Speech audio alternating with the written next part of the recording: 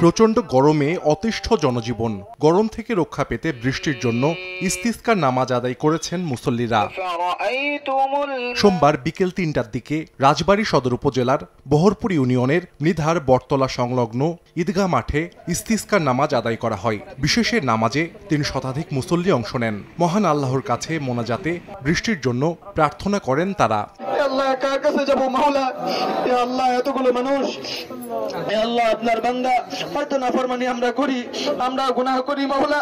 হে আল্লাহ, তারা এই ঘোরতর রোদের মধ্যে, হে আল্লাহ।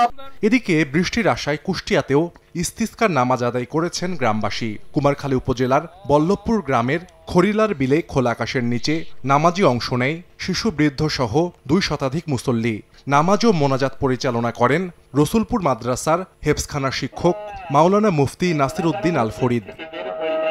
সাহাল আব্দুল্লাহ আলভি, সময় সংবাদ।